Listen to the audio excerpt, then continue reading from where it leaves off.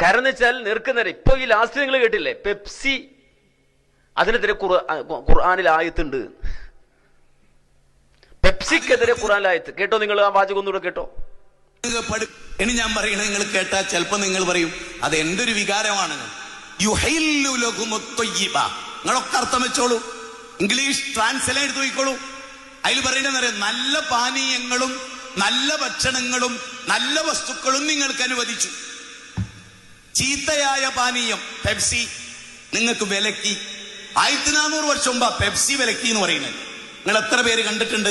ഞാൻ കണ്ടിട്ടുണ്ട് ഖുർആനിൽ പെപ്സി പാടില്ലെന്ന്. നിങ്ങൾ കണ്ടോ? 59-ാം അധ്യായം 59-ാമത്തെ അധ്യായം 7-ാമത്തെ വചനം. നബി സല്ലല്ലാഹു അലൈഹി വസല്ലം പെപ്സിയും കോളയും പുകവലിയും പെത്തഡിനും ബ്രൗൺ ഷുഗറും അശീഷും എല്ലാം വിലക്കി. എന്താ കാരണം? ലോകത്ത് മനുഷ്യന്റെ ബുദ്ധിയോളം വിലപ്പെട്ട ഒന്നുമില്ല. ഞാൻ എപ്പോഴും ചിന്തിക്കുന്ന ഒരു കാര്യം എന്തറിയോ, ഈ ബിഗ് ബാങ് തിയറി മുതൽ ബ്ലാക്ക് ഹോൾസ് വരെ എന്ന് പറഞ്ഞത് കണ്ടോ? ബിഗ് ബാങ്കിലേക്ക് എന്തിനാ പോണത്? ശരിക്കും ബിഗ് ബ്ലണ്ടറാണ്, സംശയമില്ല.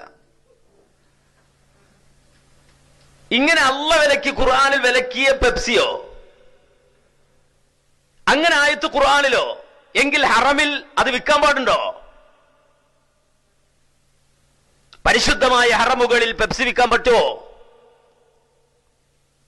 അങ്ങനെ ഒരു ആയത്ത് ഉണ്ട് എങ്കിൽ മുസ്ലിമിന് അത് കച്ചവടം ചെയ്യാൻ പറ്റുമോ?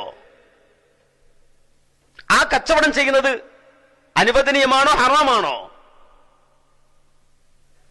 അള്ളാന്റെ ആയത്തോതി തോന്നിയാസാർത്ഥം പറയുക, ഖുർആൻ ആയത്തിനെ ദുർവ്യാഖ്യാനിക്കുക. അള്ളാഹു അവന്റെ ശാരി മതം നിർമ്മിക്കുന്നവൻ എന്ന അള്ളാഹുവിന്റെ സ്ഥാനത്തേക്ക് ഒരുത്തൻ കയറിയിരിക്കുക. പെപ്സി എന്ന് പറയുന്ന പാനീയം അത് അള്ളാഹു ഖുർആനിൽ വിലക്കിയതാണ്. 1400 കൊല്ലങ്ങൾക്ക് മുമ്പ് അതിന് തെളിവുണ്ട് എന്ന് ആയത്തോതി അതിനെ ബ്രൗൺ ഷുഗർ പോലെയുള്ള, അതുപോലെ തന്നെ ബ്രൗൺ ഷുഗർ പോലെയുള്ള, അതുപോലെ പെത്തിഡിൻ പോലെയുള്ള ഹറാമായ മയക്കുമരുന്നിന്റെ ഗണത്തിലേക്ക് എണ്ണി പറഞ്ഞ് അവതരിപ്പിച്ചത് പ്രൊഫഷണലുകളായ കുട്ടികളെ വിളിച്ചിരുത്തി മംഗലാപുരത്ത് വെച്ചാണ്. മംഗലാപുരത്ത് വെച്ചാണ് ഇത് നടക്കുന്നത്. ഇങ്ങനെ ഒരു ആയത്ത് ഓതി പറയുമ്പോ ഏത് ഉലമ ആണത് പറഞ്ഞത് മനസ്സിലാക്കണം. അപ്പോ അള്ളാഹുവിന്റെ പേരിൽ കളവ് പറയാ, ഇത് ഒന്നല്ല. ഇതിനു മുമ്പ് പണ്ടൊരു കളവ് പറഞ്ഞു റസൂലുള്ളാഹിന്റെ പേരിൽ. 2 പെണ്ണ് കിട്ടുന്ന ആൾക്ക് കിട്ടുന്ന ഒരു മുത്ത് സ്വർഗത്തിലുണ്ട്. 2 പെണ്ണ് കിട്ടിക്കഴിഞ്ഞാൽ ഒരു പ്രത്യേക മുത്തുണ്ട് പരലോകത്ത്.